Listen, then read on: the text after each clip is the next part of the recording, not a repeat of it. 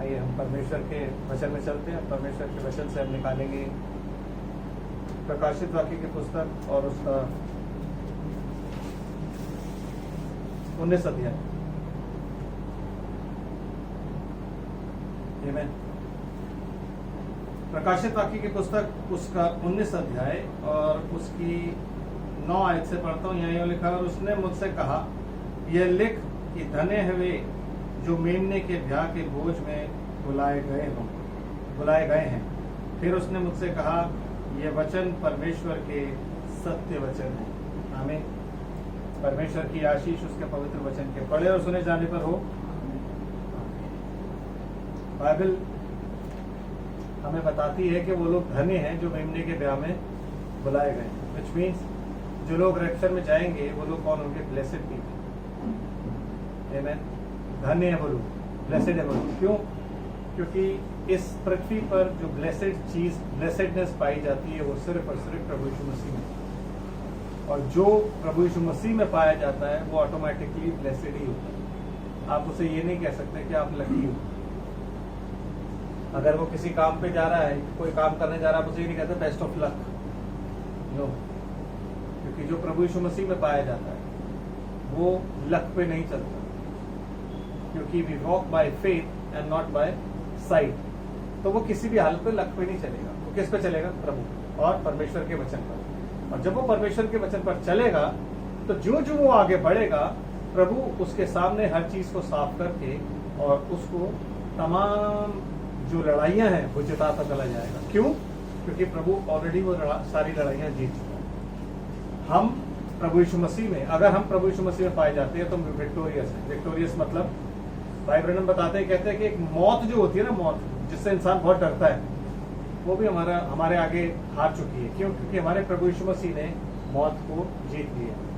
यही वजह थी कि पौलुस क्या कहता है कि ए मौत तेरी जय कहाँ रही, ए कब्र तेरा डंक कहाँ रहा। आप समझ रहे हो बात को? है अब मौत की कोई जीत नहीं है, क्योंकि मौत को ऑलरेडी यीशु मसीह जीत चुका है। यही रीजन है कि मृत्यु की कुंजी, अधोलोक की कुंजी आज उसी के हाथ में पाई जाती है। यही रीजन है कि बाइबल में ये बात लिखी हुई है कि धन्य है वे मुर्दे जो प्रभु में अब से मरते हैं। आमीन। तो rest in peace. What does rest in peace means? Rest in peace का मतलब होता है जब आप प्रभु में सोते हो तो उसे क्या बोला जाता है? Rest in peace. बिकॉज प्रभु यीशु मसीह कौन है? Prince of peace. आमीन। तो वो लोग ब्लेसेड हैं। ये ब्लेसेडनेस पहले इजराइल के पास गई, और जब इजराइल में उन लोगों को ये सुसमाचार सुनाया गया तो बाइबल कहती है उनमें से कई तो अपने कहते हैं कि भाई हमने नए बैल लिए हैं, हम उन्हें देखने जाते हैं। मैंने नया खेत लिया है, मैं जाता हूँ। मैं ब्याह में इनवाइट किया गया, मैं वहां जाता हूँ। तो सब अपने अपने बहाने लगा के चले गए। फाइनली जेंटाइल्स को लाया गया और लाके उन्हें धन्य बनाया गया। आप और मैं धन्य नहीं, हमारी कोई वर्थ नहीं है। हम वर्दी नहीं थे कि हम प्रभु में पाए जाते। अगर इजराइल की आंखें ना बंद की होती ना तो हम वर्दी नहीं थे। लेकिन इजराइल ने अपने दूल्हे को, इजराइल ने अपने राजा को नकार दिया। उसने बोला, इनकार कर दिया कि ये हमारा राजा नहीं, हमारा राजा कौन है? कैसर हमारा राजा है। तो जब ये बात हुई तो परमेश्वर ने कहा, ठीक है, अब मैं एक मूल जाति में से अपने लिए प्रजा निकालूंगा। एक ऐसी प्रजा, एक ऐसी जाति जो मुझे नहीं जानती, मैं वहां से अपने लिए क्या, अपने पुत्र के लिए क्या निकालूंगा? पूजा। आमीन। और फिर वो जो गुप्त लिस्ट उसके पास है, जिसे आप और मैं क्या बोलते हैं? मेमने की जीवन की पुस्तक, जिसमें किसके नाम लिखे हुए हैं? उसकी जेंटाइल ब्राइड के नाम। जब पौलुस जेंटाइल डिस्पेंसेशन को प्रीच करता है और अन्य जाति की तरफ मुड़ता है, अन्य जाति बड़े खुश हो जाते हैं। पहले कलीसिया काल में लिस्ट खोली गई, जितने प्रभु में पाए जाते थे, जितनों के नाम उस लिस्ट में थे वो सारे प्रभु में आए। उन्हें कोई प्रभु के हाथ से नहीं ले सकता। आमीन। यीशु मसीह क्या कहता है? जब तक पिता ना चाहे कोई मेरे पास नहीं आ सकता।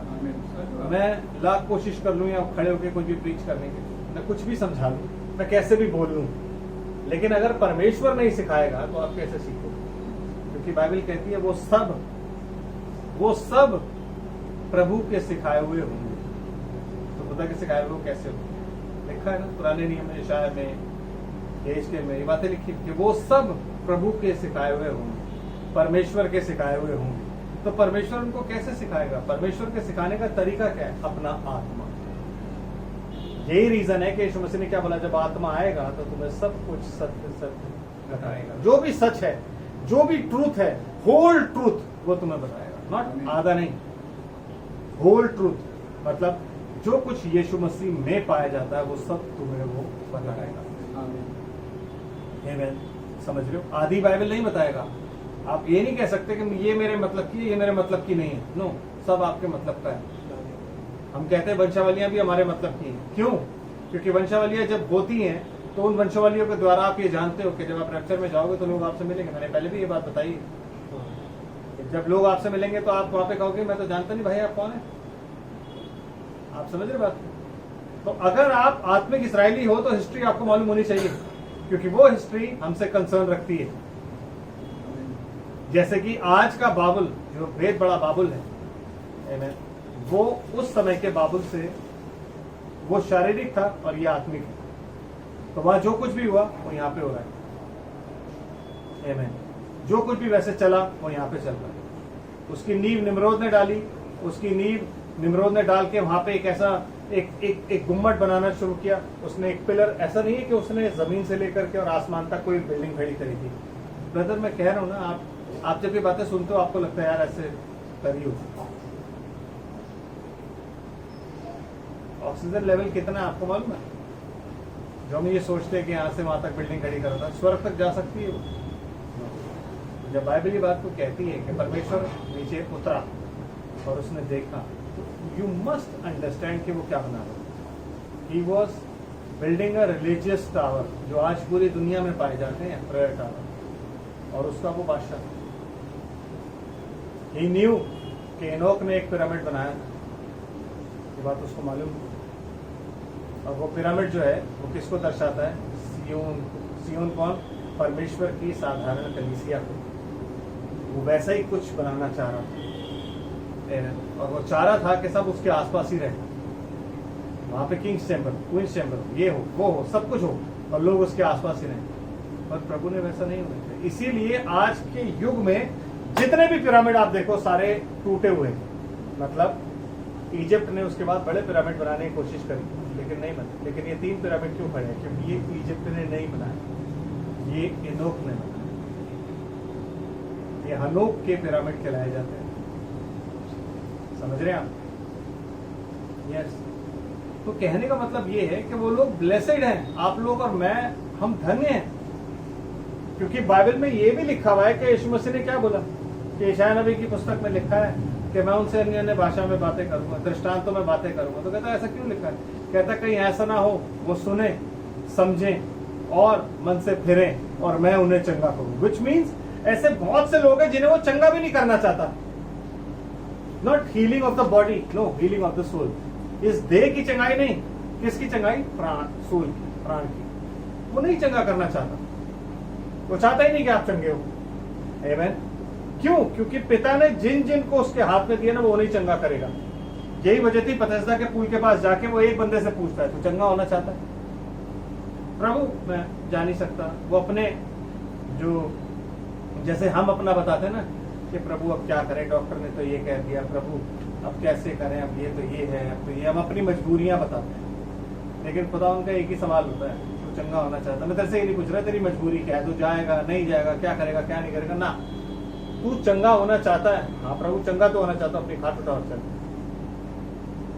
सवाल यही है कि वहां पे सैकड़ों लोग थे, हजारों लोग थे, लेकिन एक क्यों हुआ? क्योंकि पिता ने एक कोई कर्म बोला था करने के। यही रीजन है कि जब यीशु मसीह से बाद में पूछा गया कि तू किस हक से करता है, कहता है जो मैं पिता को करते देखता हूँ वही करता हूँ, ना मैं उससे ज्यादा करता हूँ ना मैं उससे कम करता हूँ। मतलब हीलिंग यीशु मसीह में पाई जाती थी, पाई जाने के बावजूद वो हर किसी को हील नहीं करता था। जिनको पिता कहता था वो उसको हील करता। इसलिए वो लोग कौन थे? ब्लेसेड। ब्लेसेड मीन्स वो लोग जिनके गुनाह माफ किए गए। बड़े अच्छे से भाई नाइस ने ये बात बोली थी, मेरे को बड़ी अच्छी लगी ये बात, मैंने जब सुनी ना कहते हैं व्हेन यू से गॉड ब्लेस यू, जब वो कहता है कि अब्राहम की आशीष, तो अब्राहम की कौन सी आशीष, कौन सी आशीष, इब्राहिम की किस आशीष की आप बात करते हैं? क्योंकि इब्राहिम के साथ कोई भी कंडीशन वाला प्यार खुदा का नहीं था, अनकंडीशनल लव था। जो वाचा अब्राहम के साथ बांधी गई उसको बोलते हैं अनकंडीशनल, मतलब उसके अंदर कोई कंडीशन नहीं कि अब्राहम तू ये करेगा तो मैं ऐसा करूंगा, तू वो करेगा तो मैं ऐसा। अब्राहम ने गलतियां भी करी लेकिन वो अनकंडीशनल था, वाचा थी, तो उसको माफी कर दिया गया। आमीन। इसलिए दाऊद कहता है कि धन्य है वे जिनके गुनाह माफ किए गए। आमीन। वो लोग कौन है? वो दुल्हन है।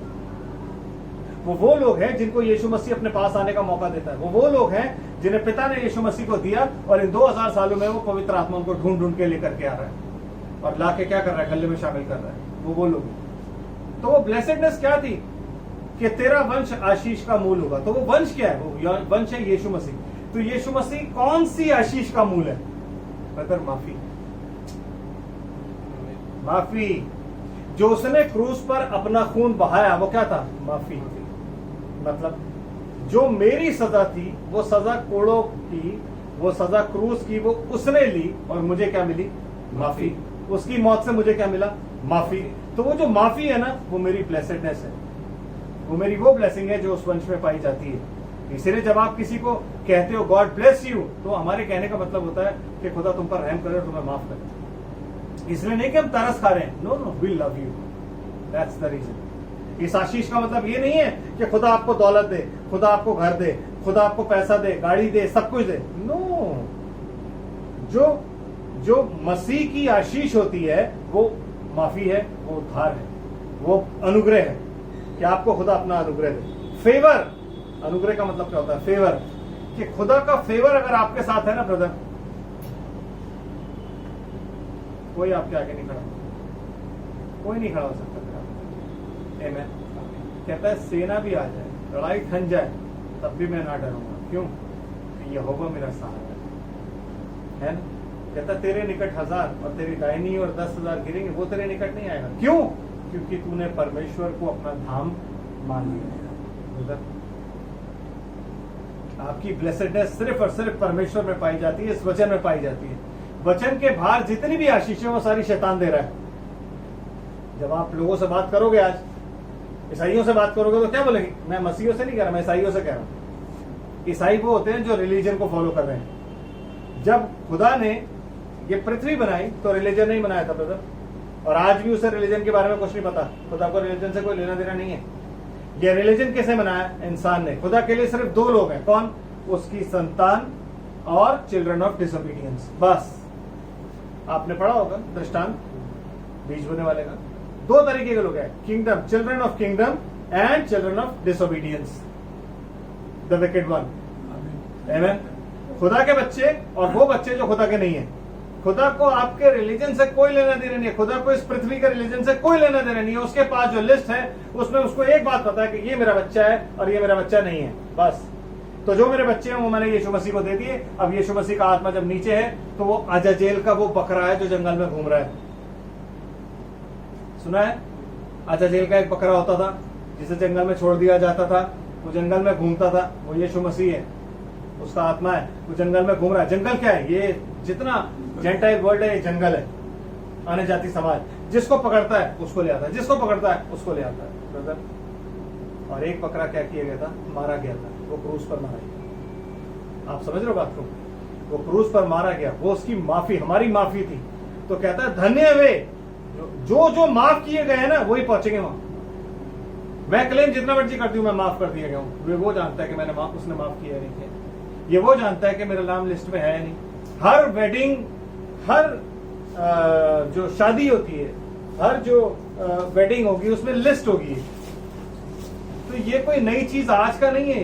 रॉयल वेडिंग में जब आप जाओगे ना तो वहां पे ड्रेस कोड होता है। इट इज नॉट कि आप ओरिएंटल मैरिज में जाओगे वहां ड्रेस कोड, नहीं नहीं नहीं नहीं। जब भी आप रॉयल वेडिंग में जाओगे ड्रेस कोड होगा। कभी जो लंदन में बैठे हुए हैं ना, वो किंग चार्ल्स वगैरह, उनके घर की शादी हो ना तो कभी देखना, जितने फिल्म स्टार्स हॉलीवुड के स्क्रीन में नंगे होते हैं ना, वो वहां पे ढके हुए कपड़ों में आए हुए होते हैं। अलाउड ही नहीं होता, अलाउड ही नहीं होता। आप वहां पे नहीं आ सकते ऐसे अपने उन कपड़ों में। क्यों? क्योंकि वो रॉयल वेडिंग। वो ब्याह का वस्त्र है जो कि आपको बताया जाता है कि भाई आपने ये पहनना है, ड्रेस पहननी है एंड टक्सीडो या सूट या 3 पीस या जो भी बोला जाता है वो पहनना है आपने, कि आप सूट में आओगे, एक जेंटलमैन की तरह आओगे, और जितने भी औरतें आएंगी वो लेडीज की तरह आएंगी, because ladies wear modest clothes and man is a gentleman when he wears good clothes, modest clothes. तो उसके मॉडेस्ट क्लोथ्स क्या होंगे? सूट पहना हुआ। आप समझ रहे हो? तो वहां पे लिस्ट में नाम लिखा हुआ, आप आते हो, आपके हाथ में कार्ड होता है, आप अपना कार्ड देते हो, वो कार्ड रखते हैं, लिस्ट में से नाम काटते हैं, आप अंदर जाते हो। ये तरीका होता है रॉयल वेडिंग का ब्रदर। ये नहीं है कि आपने ऐसी तय शादी कर दी और यूं ही होगा यूं ही होगा। बाइबल जो बात कहती है ना उसका प्रूफ इस जमीन पे पाया जाता है। रॉयल वेडिंग का एक तरीका होता है, एक ड्रेस कोड होता है। कोई भी औरत, कोई भी आदमी, कोई भी ऐसे कपड़े पहन के, गंदे कपड़े पहन के, मतलब वाहियात कपड़े पहन के नहीं आ सकता, आधनंगे कपड़े पहन के शादी में नहीं आ सकता। नो, आपको बाहर निकाल दिया जाएगा, मतलब ही नहीं बनता आप अंदर आ जाओ। क्यों? क्योंकि वो रॉयल वेडिंग है, और यहां भी एक रॉयल वेडिंग है। तो जो लोग यहाँ पे जाएंगे उनके पास भी कार्ड है, इनविटेशन है, धन्य हुए जो ब्याह के भोज में बुलाए गए हैं। And what is the invitation? This Bible. जब आप इस वचन पर चल रहे हो और यीशु मसीह ने आपको कॉल किया है, आपने वो कॉल सुनी, जिसके कान हो वो सुन ले के आत्मा कलीसियाओं से क्या कहता है, और आप निकल आए, तो इसका मतलब आप इनवाइटेड हो। ब्रदर, बाइबल जब कहती है ना कॉल्ड, तो जब आप उसे गौर से बाइबल में मीनिंग निकालोगे ना उसका, तो उसका मतलब होता है इनवाइटेड। क्योंकि जो प्रचार हो रहा था ना, वो प्रचार मेमने के ब्याह के भोज का प्रचार था, इसीलिए वो पैराबल भी लिखा गया, मेमने के ब्याह के भोज का प्रचार। समझ रहे हो? जो प्रचार, जो आपकी बाइबल है, वो शुरू भी मैरिज से ही होती है और एंड भी मैरिज से ही होती है। आपके सामने पढ़ रहा हूं, जेनेसिस में भी शादी थी, और वो शादी आपकी तरह नहीं थी जैसे आप लोग जाते हो और देखते हो, चर्चेज में जाके खड़े हो जाते हो, वहां पे होता है हाँ मैं ये इसको कंघाली बदाली हलाना ढमकाना। ये ऐसी शादी नहीं थी ब्रदर। कहीं ऐसा है शादी यार कि बाइबल में कि कहीं ऐसी शादी हुई? शादी is between a man and a woman. ठीक है, लोग समझते नहीं है। भाई ब्रैनम ने क्या बोला? अकेले में अगर तुमने किसी लड़की से कोई वाचा बांधी ना, खुदा बांध देता। तो शादी पास्टर के सामने खड़े होकर आप ये नहीं करते मैं तू ए ओ ए हमेशा हमेशा हमेशा हमेशा हमेशा। ये शादी नहीं हो रही, ये दैट इज रिलीजन। आप शादी को फिर ब्लेस नहीं कर रहे हो, आप रिलीजन शादी में लेके आ रहे हो। असली शादी इसाक की थी, वो पहले अपनी माँ के तंबू में उसको ले गया, फिर उसके बाद अपने बाप के तंबू में ले गया। असली शादी आदम और हवा की थी। जैसे ही खुदा सामने लेकर के आया, आदम ने क्या बोला? ये मेरी भट्टी में की हड्डी और ये मेरे मांस में का मांस है, तू नारी कहलाएगी क्योंकि तू नर में से निकाली गई है। That was the covenant. उसका कवनेंट था। खुदा ने नहीं बोला मैं खड़ा हूं, बोल आदम आदम, मैं हवा हवा, तुझे तुझे। ऐसा तो नहीं हुआ था। तो ये बातें कहां से आई? ये हमें सिखाई गई रिलीजन के द्वारा। एंड गॉड, खुदा को रिलीजन पता ही नहीं है। खुदा की नजर में तो दो लोग हैं। खुदा तो उन दो लोगों को जानता है कि हाँ ये मेरा बच्चा है और ये मेरा बच्चा नहीं है, इसको मैं जानता ही नहीं कौन है। इसलिए तो यीशु मसीह आके उन रिलीजियस लोगों से बोलेगा मैंने तुम्हें कभी जाना नहीं। कौन हो तुम लोग? कि प्रभु हमने तेरे नाम से दुष्ट आत्माएं निकाली, भविष्यवाणियां करी, ये किया वो किया, अद्भुत काम किया, चंगाइयां करी, मैं तुम्हें नहीं जानता। क्यों? क्योंकि पर्सनल रिलेशनशिप ही नहीं है भैया। तो अगर आपको ये बात सुननी पड़े ये सब करने के बाद, सेवकाई करने के बाद, कि मैं तुझे नहीं जानता, तो आप कर क्या रहे हो? आपने क्या कमाया है इस पृथ्वी पर? कुछ नहीं, सिर्फ शोहरत। दौलत का तो मुझे नहीं पता, लेकिन सिर्फ शोहरत। लोग आपकी तारीफ करेंगे, आप बहुत बड़े हीलर हो, आप बहुत बड़े प्रचारक हो, आप बहुत बड़े ये हो, आप बहुत बड़े वो, आप बहुत बड़े ऐसे। नहीं पता, नूह अच्छा प्रचारक नहीं था। नूह कभी भी अच्छा प्रचारक नहीं था। अगर अच्छा प्रचारक होता ना नूह, तो सारे उसकी कश्ती में होते। नूह के पास मैसेज था, और मैसेज क्या था? देखो भाई, जल प्रलय होने वाला है, कश्ती खड़ी है, आना है। ये प्रचार था। कोई ऐसा प्रचार नहीं था नूह के पास कि वो लुभाए लोगों को कि ऐसा वैसा, खुदा ने मुझे दर्शन दिया, उसमें ये उसमें वो उसमें, कुछ नहीं। सिंपल प्रचार इसलिए बचने वाले कितने लोग थे?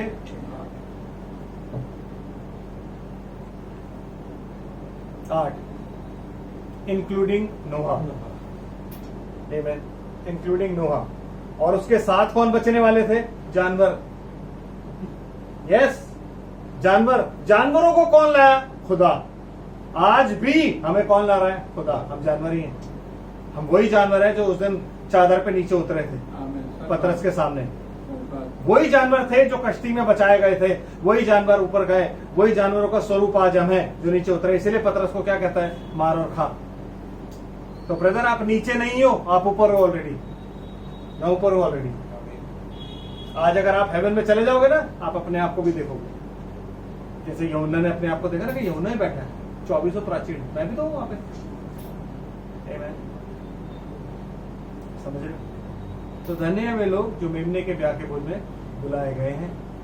उस रैप्चर में जो भागी होगा ना। अब ये लोग जो बुलाए गए हैं, ये कौन है? देखो, एक चीज आपको समझनी चाहिए। ब्राइड जो है ना, जब खुदा बात करता है ना, तो इनवाइटीज, जिनको इनवाइट करता है ना, वो भी ब्राइड ही है और ब्राइड को इनवाइट किया है। वरना किसको इनवाइट किया? डिनोमिनेशन वालों को। ऊपर कौन जाएगा? मेमने का ब्याह तो ऊपर हो रहा है, तो ऊपर कौन जाएगा? सिर्फ ब्राइड जाएगी। तो धन्य वे जो बुलाए गए हैं। इसलिए यीशु मसीह ने क्या बोला कि तुम जो राज्य की संतान है उसको बाहर अंधेरे में और पूरा पश्चिम उत्तर दक्षिण से लोगों को आकर इब्राहिम, इसाक और याकूब के साथ स्वर्ग में भोज में बैठे हुए देखो। बोला नहीं बोला? वो लोग कौन है? वो इनवाइटीज है। हमें खुदा ने इनवाइट किया। आमीन। और हम, यीशु मसीह की मिनिस्ट्री जब शुरू हुई थी तो उसने जो आश्चर्य कर्म किया था वो काना में किया था। शादी, अगेन शादी। उसने बताया था कि शादी कैसे होगी। कि शादी में 6 मटके होंगे, 6 को पानी से भरा, वचन से भरा। लेकिन जब 6 के 6 के मटके खुले 6 कलीसिया कालों में, तो उनमें क्या निकला?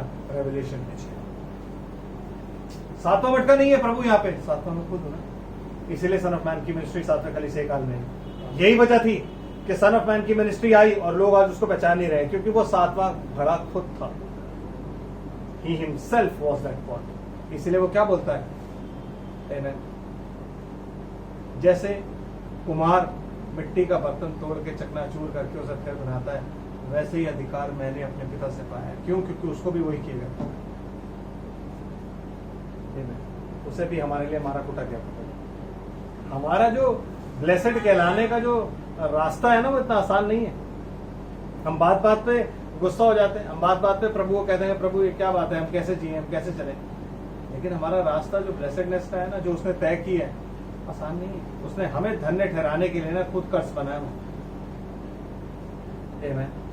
खुद कर्ज बनाया वो श्रापित बना ताकि आप धन्य हो सको। मैं धन्य, मैं आशीषित हो सकूं, आप आशीषित हो सको, हम धन्य हो सके। तो वो श्रापित बना।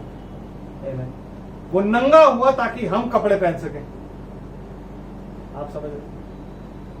वो अलिफ नंगा उस रोड पे, वो गोलगता का जो पहाड़ था उसके ऊपर वो उसको टांग रखा था, नंगा, पूरा नंगा। जो आप देखते ना, वो रिलीजन आपको दिखाता है कि यहाँ पे बांधा, कुछ नहीं बनता, बिल्कुल नंगा था। किसके लिए? मेरे और आपके, ताकि हम और आप क्या हो? धन्य। ताकि हम और आप क्या हो? हम आ जाए। आमीन। और जब वचन के कारण हम पर उपद्रव होता है तो सबसे पहले हमारी चीख निकलती है, प्रभु क्या, अब तो मैं सही चल रहा हूं, फिर ऐसा क्यों हो रहा है? तो प्रभु का वचन कहता है कि जिस बेटे की परीक्षा नहीं हुई वो व्यभिचार की संतान है। तुमने नहीं पढ़ा? तो जो पिता अपने बेटे से प्यार करता है वो उसको मारना और मारता और ताड़ना देता है। तुमने नहीं पढ़ा? हाजी पढ़ा, बस। तो तेरे अंदर की कालक दूर कैसे होगी? मार मार के ही तो होगी, है ना? जो डाली फल लाती है उसको क्या करता है? छांटता है। तो वो छाटा छाटी जो होती है उसमें दर्द नहीं होता होगा? फुल होता है। लेकिन वो क्यों छाट रहा है? ताकि आप और फल। क्यों छाट रहा है? ताकि आपके अंदर से कुछ ऐसे पत्ते हैं, कुछ ऐसी डालियां हैं, कुछ ऐसे डंठल हैं जिन्हें निकालना बहुत जरूरी है। तो वो उन्हें छांटता है ताकि आप और फलवंत हो जाओ, ताकि आप और ब्लेसेड हो जाओ, ताकि आप और झुके हुए पेड़ हो, आप इतने फल लगे हुए हो कि आप झुक जाओ। जो पेड़ फलों से लदा हुआ नहीं होता ना, वो हमेशा सीधा खड़ा रहता है। और जो पेड़ पेड़ों से लदा हुआ होता है ना, फलों से लदा होता है, सॉरी, वो एकदम झुका हुआ होता है। तो धन्य है वे जो मेमने के ब्याह के भोज में बुलाए गए हैं ब्रदर। बहुत कम लोग हैं जो बुलाए गए हैं। ये सिर्फ वो जानता है कि उसने किस किस को इनवाइट किया है। मैं अपने फेथ से कह दूंगा ये, यस मैं जाऊंगा, लेकिन अगर मैं इनवाइटेड नहीं हूं ना ब्रदर, तो रैप्चर से 5 मिनट पहले मैं बदल जाऊंगा। आमीन।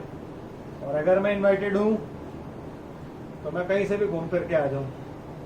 रैप्चर जब आने वाला होगा ना, मैं अपने आप रिपेंट करना शुरू कर दूंगा। So you never know brother, just be in the word of God. आमीन। परमेश्वर के वचन पर चलिए, उस पवित्रता के खोजी बनिए जिसके बिना कोई भी प्रभु को नहीं देखेगा। आपको ये बात मालूम होनी चाहिए कि हमारे लिए बाइबल में एक बात लिखी हुई है कि उस पवित्रता के खोजी बनो जिसके बिना कोई भी प्रभु को नहीं देखेगा। तो जो लोग चिल्ला चिल्ला के कहते हैं ना कि हम रैप्चर में जाएंगे, हमें रैप्चर में जाना है, आप रैप्चर में जाओगे, अरे भैया पहले अपने मन को साफ करो। व्यभिचार सिर्फ शरीर से नहीं होता, आत्मा से होता है, बुद्धि से होता है, पेट से होता है। व्यभिचार बहुत तरीके का होता है। तो जब वो कह रहा है अपने आप को पवित्र करो, तो पवित्रता का मतलब है आपको मरियम की तरह होना है कि आपका मन और आपका मस्तिष्क दोनों पवित्र ठहरे, तब आप रैप्चर में जाओगे। Then you are the chosen one, तब आप इनवाइटी हो। ये थोड़ा ना कि आपने मैसेज सुन लिया और आप बहुत बढ़िया मीटिंग में आ गए और उसके बाद आपने बपतिस्मा ले लिया और उसके बाद आप आज मैसेज पढ़ रहे हो, रट रहे हो, पढ़ रहे हो, रट रहे हो, तो आप रैप्चर में जा ही जा रहे हो। नहीं sir, no not at all. उस पवित्रता के खोजी बनो। आमीन। अपने आप को रोज सैक्रिफाइस करो, यही तुम्हारी सेवा है। आमीन। जब हम अपने आप को सैक्रिफाइस करते हैं रोज जिंदा, तो यही हमारी सेवा होती है जो प्रभु हमसे चाहता है कि नहीं ब्रदर? आप याजकीय समाज हो, याजकीय समाज में हमेशा जब भी याजक जाता था तो कहता बिना लहू के तुम मत आना, विच मीन्स बिना सैक्रिफाइस के नहीं आना है। तो जब आप खुदा के पास जाते हो तो आपके पास भी तो कुछ सैक्रिफाइस होना चाहिए, है? आपकी नींद का, आपके टाइम का, आपकी किसी चीज का, आपकी कोई आदत का, आपके फोन का, जो भी टाइम आप खुदा के साथ नहीं स्पेंड करते हो, बाकी चीजों में स्पेंड करते, उसका मतलब कोई ना कोई सैक्रिफाइस तो हो, ताकि वो देख के खुश हो कि मेरा बच्चा सैक्रिफाइस के साथ आया, आई विल एक्सेप्ट हिम। समझे? तो ये चीज बहुत जरूरी है जानना कि मेमने के ब्याह में जो जाएंगे वो ब्लेसेड है। और ब्लेसेड का मतलब वो लोग हैं जिनको माफ किया गया। हर किसी को उसने माफ नहीं किया।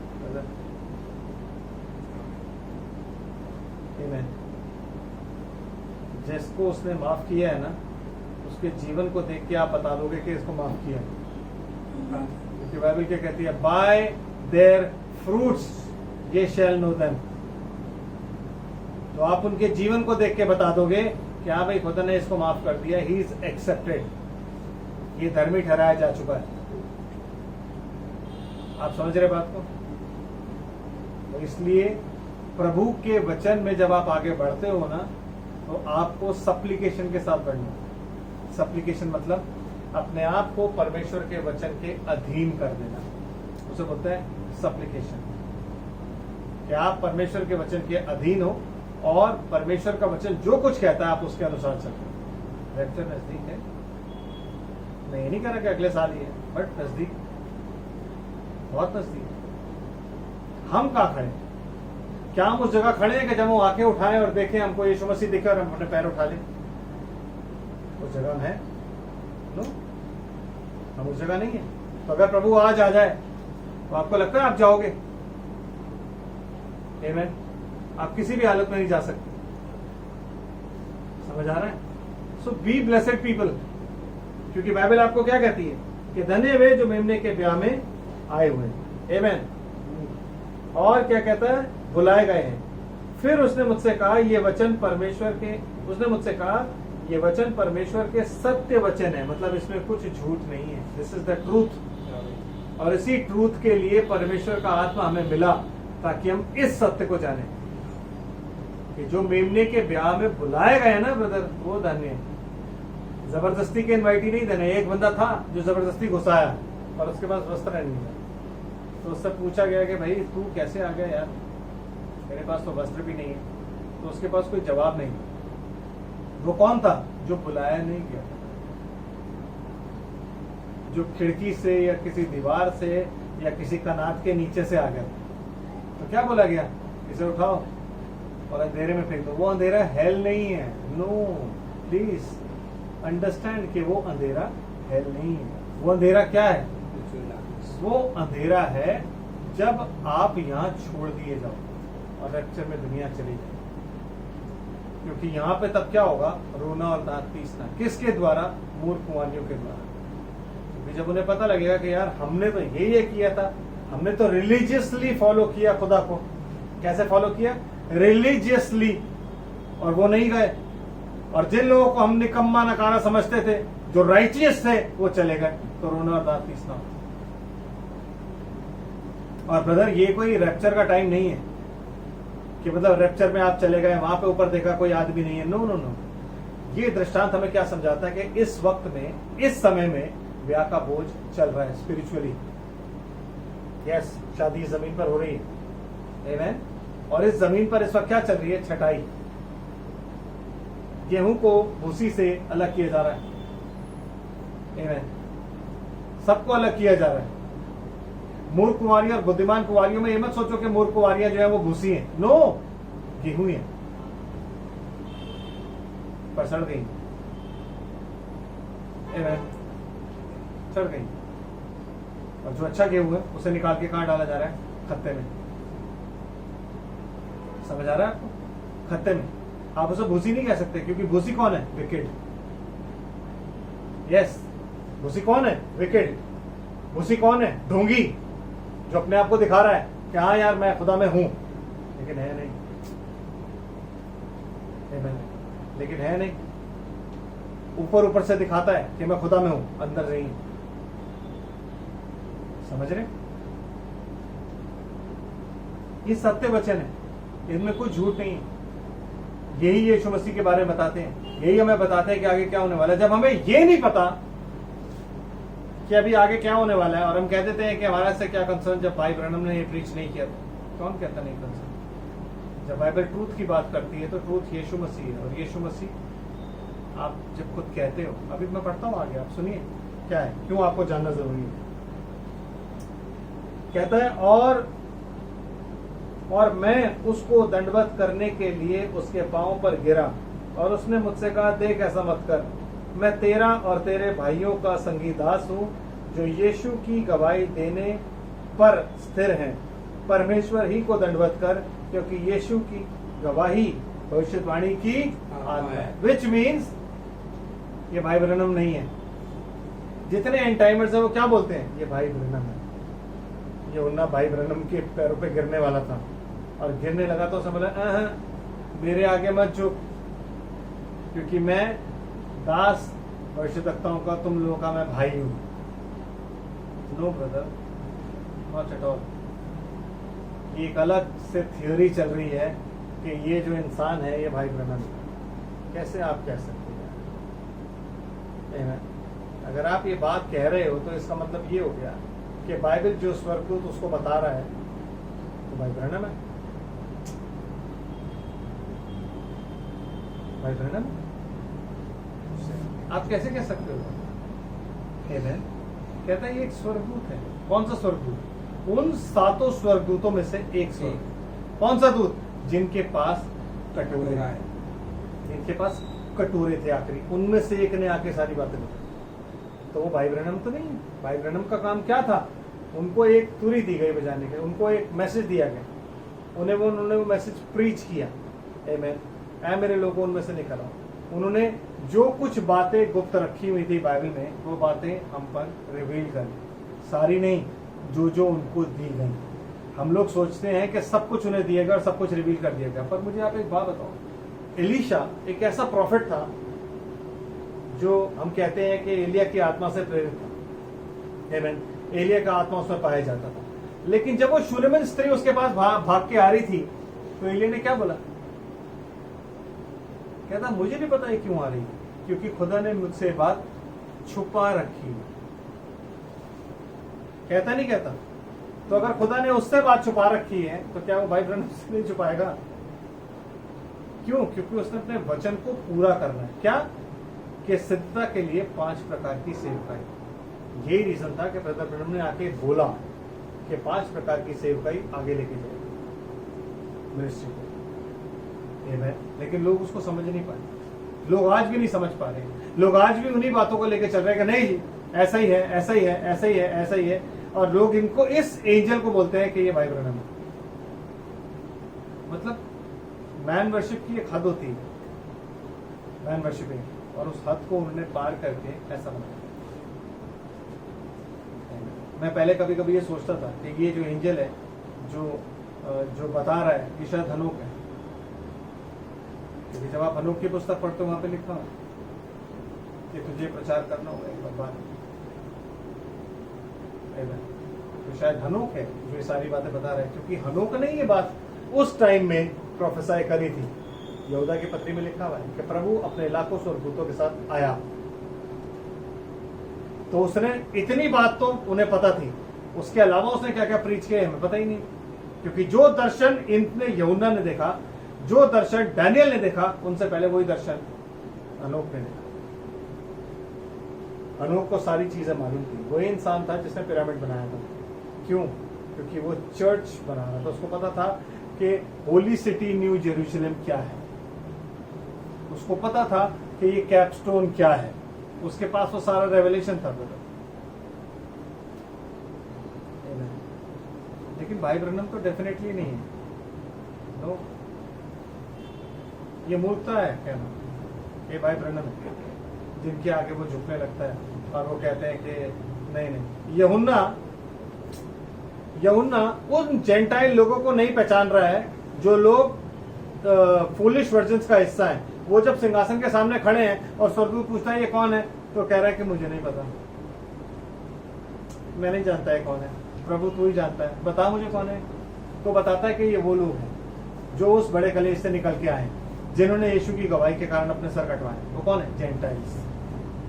तो जेंटाइल प्रॉफिट को हो जाने और उसके आगे वो मत्था टेके है क्या? मतलब बाइबल किस तरीके से आप पढ़ते हो?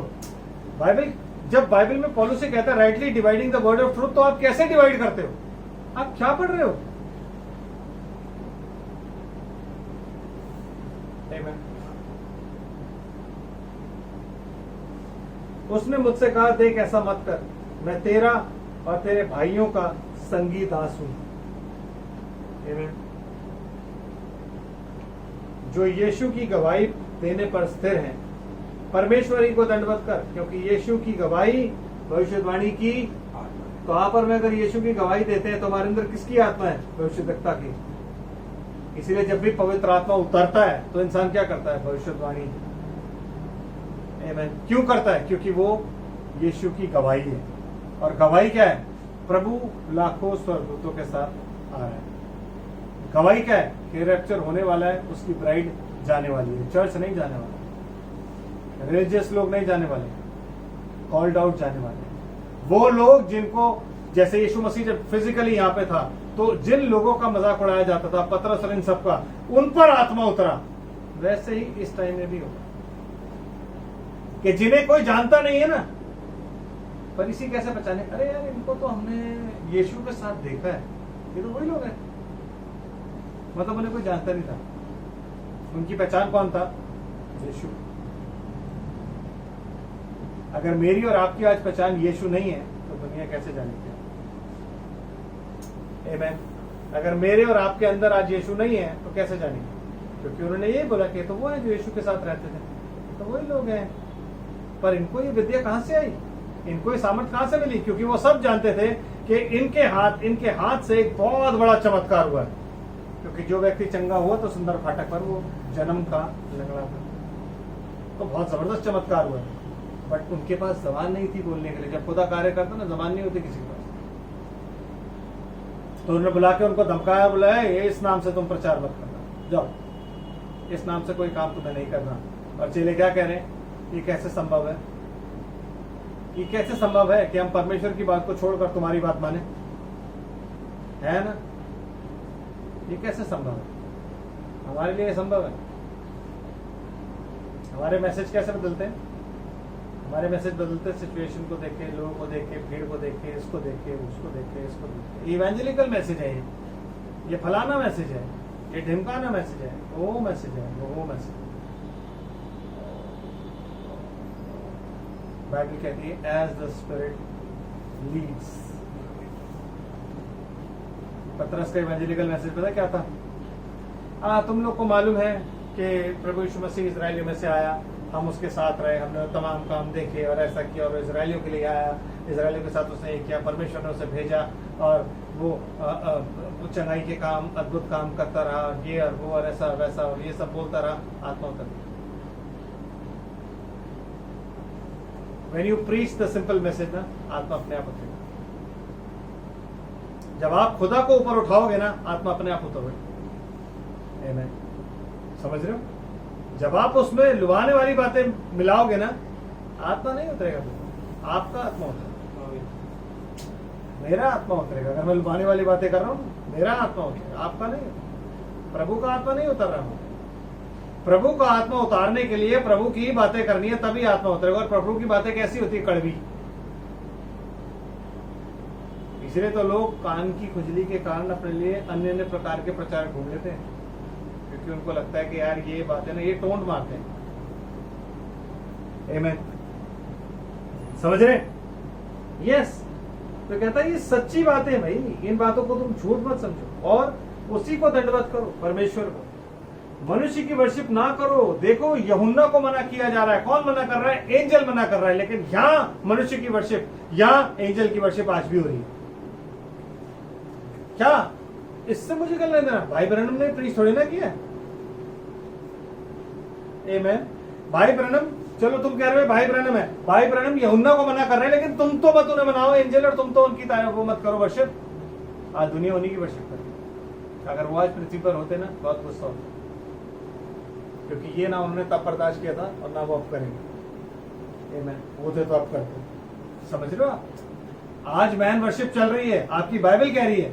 मतलब बाइबल किस रीति से आप पढ़ते हो? पतरस कुरनेलियुस के घर गया, और कुरनेलियुस ने, क्योंकि हर एक अन्य जाति जो होता है वो पैर छू के रिस्पेक्ट देता है। आपको ये बात मालूम होनी चाहिए, है ना? आपने इंडिया में देखा है ना, जितने भी अन्य जाति होते हैं पैर छू के रिस्पेक्ट देते हैं। तो उसने पतरस को भी पैर छू के रिस्पेक्ट दी। वो जैसे ही झुका, पतरस ने कहा क्या करता है, मैं भी तो तेरी तरह मनुष्य हूं। पतरस ने उसको वहीं से उठा दिया। आमीन।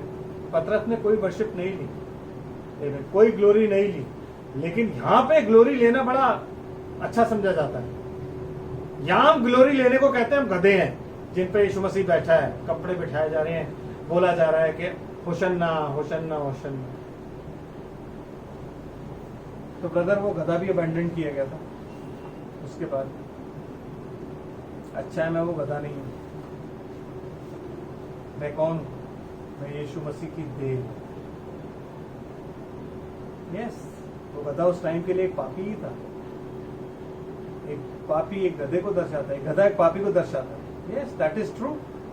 इसीलिए बाइबल कहती है कि गधी के बच्चे की संगति मेमना दे देना, और अगर तेरे पास ना हो तो गधी के बच्चे की गर्दन तोड़ देना। व्यवस्था पढ़ा आपने? पढ़ा है बात कि गधी के बच्चे की संगति मेमना दे देना, मतलब पापी के संगति किसको देना है? मेमने को। और अगर तू मेमना नहीं देगा तो उस गधी के बच्चे की गर्दन तोड़ देना, मार देना उसको मृत्यु के लायक। यस, बिकॉज गधा जो है वो एक सिनर को दर्शाता है जो बोझ से दबा हुआ होता है। इसलिए यीशु मसीह कहता है बोझ से थके मंदे लोगों मेरे पास आओ, मैं तुम्हें विश्राम दूंगा। लेकिन यहाँ पे वर्शिप अपनी ही चल रही है, वर्शिप हम अपनी करवा रहे हैं, सब कुछ हम अपना कर रहे हैं। लेकिन यहाँ बाइबल में जो लिखा हुआ हम उसको नहीं मानते। उसको जस्टिफाई करने के लिए हम ये कह रहे हैं कि भाई देखो यूहन्ना भी तो भाई ब्रैनम के आगे झुका था, भाई ब्रैनम ने उसको कैसे मना किया? फुलिश। ओके। फिर मैंने स्वर्ग को खुला हुआ देखा, और देखता हूं कि एक श्वेत घोड़ा है, और जो उस पर सवार है, और उस पर एक सवार है जो विश्वास योग्य और सत्य कहलाता है, और वो धार्मिकता के साथ न्याय और लड़ाई करता है। ये एक और विजन है जिस विजन को मैं संडे को दूंगा ब्रदर, क्योंकि आज अगर लूंगा तो थोड़ा लंबा हो जाएगा, क्योंकि इस विजन में ऐसी अद्भुत बातें लिखी हुई है ना कि जब मैं पढ़ रहा था ना तो मैं थोड़ी देर के लिए खो गया कि यार वो क्या टाइम होगा कि जब यीशु मसीह ऊपर से नीचे उतर के आ रहा होगा, एक अद्भुत नज़ारा होगा। तो उस नज़ारे को हम कब देखेंगे? संडे, ताकि हम अच्छे से जान सकें कि उस टाइम में क्या क्या इवेंट्स होंगे। आमीन। प्रभु आप सबको आशीष और बरकत दे। जो खुदा की ब्लेसेडनेस है उसको अपना छोड़ो। इस बात को आप ध्यान रखें कि आप धन्य लोग, आप वो लोग हैं जिनके गुनाह माफ किए गए। धन्य का मतलब ये नहीं होता कि आपके पास धन संपत्ति, धन्य का मतलब ये नहीं होता कि आपका बहुत बड़ा घर, धन्य का मतलब ये नहीं होता कि आपके बच्चे बहुत ज्यादा अच्छी जगहों पर काम करते हैं। धन्य का मतलब होता है कि प्रभु आपको इनवाइट कर रहा है और परमेश्वर ने आपको इनवाइट किया है उस भोज में, जिस भोज में कोई जाएगा। आप जब अपने घर की शादी होती है तो दुनिया भर के लोगों को नहीं बुलाते, उनको बुलाते हो जो इम्पोर्टेंट होते है ना। मजमा थोड़ी ना लगाना होता है, आप उन्हें बुलाते हो जो इम्पोर्टेंट। इसीलिए हम क्या करते हैं, शादियों से पहले लिस्ट क्यों बनाते हैं? इसको बुलाना है, इसको नहीं बुलाना, ये होता है ना। तो खुदा का भी यही हिसाब है, किसको बुलाना है किसको नहीं बुलाना, ही नोस। इसलिए धन्य है वो जो मेमने के ब्याह में बुलाए गए हैं। कोशिश करो, प्रार्थना करो और खुदा से कहो कि प्रभु प्लीज इनवाइट मी ऑल्सो। खुदा प्लीज मेरे पर रहम कर, मैं जाना चाहता हूँ, मुझे सिखा, मुझे बना, मुझे उस पवित्रता का खोजी बना जिसके बगैर कोई तुझे नहीं देखेगा। क्योंकि जो अपने आप को उस पवित्रता का खोजी बनाए, कंडीशन है ये रैप्चर की। मैंने अपनी बाइबल में लिखा है कि रैप्चर की कंडीशन है कि उस पवित्रता के खोजी बनो जिसके बगैर कोई प्रभु को ना देखेगा। मैं नीचे खड़ा हुआ जितना मर्जी देख लूं, मेरे साथ वाला देख रहा होगा लेकिन मुझे दिखाई नहीं दे रहा होगा। क्यों? क्योंकि मैं पवित्र नहीं हूँ। उसने उस पवित्रता की खोज करी और वो पवित्र हो गया, इसलिए उसको यीशु मसीह दिख रहा है। क्योंकि पवित्र बनो, तुम्हारा बेचने वाला, तुम्हारा बनाने वाला पवित्र है, तुम्हारा पिता पवित्र है, तुम्हारा छुड़ाने वाला पवित्र है। जो बचाता है और जो बचाए जाते हैं सब एक ही मूल है।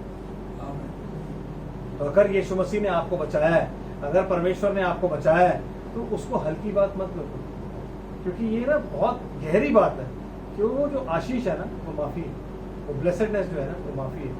उस माफी के लिए उसने क्या नहीं सहा, आपकी सहरा है। सबसे बड़ी बात, जिस तरीके के हमारे काम है हम कब के मर जाएं, लेकिन हमें सहरा है। वाई? मौके दे रहा है till the time he is in heaven. जब तक वो स्वर्ग में है वो हमें मौका दे रहा है कि बेटा अभी बदल जाओ और आ जाओ। आप समझ रहे इतना प्यार करता है हमसे, ताकि कल को हम खड़े होकर ये ना कह सके तूने हमें मौका नहीं दिया। कहेगा बेटा पूरा मौका दिया, तुम्हें पूरा मौका दिया। लेकिन तुम वो लोग हो जिन्होंने मेमने की जीवन की पुस्तक से अपने नाम यहूदा की तरह कटवा लिए। ब्रदर कटते भी है ना, प्लीज माइंड यू। इसलिए आप ऐसा काम ना करो जिससे आपका नाम कटे, वो काम करो जिससे नाम लिखा रहे। आमीन। प्रभु आप सबको आशीष बरकत दे। प्रार्थनाओं में लगे रहिए, परमेश्वर के वचन में बढ़ते जाइए। हमारे लिए भी प्रार्थना कीजिए, मेरे लिए स्पेशली, ताकि प्रभु अपना आत्मा दे, अपना रेवलेशन दे, और ऐसे ही मैं आप लोग को बताऊंगा। तो आइए प्रार्थना करें। प्यारे प्रभु आपका धन्यवाद करते हैं सारी आशीषों के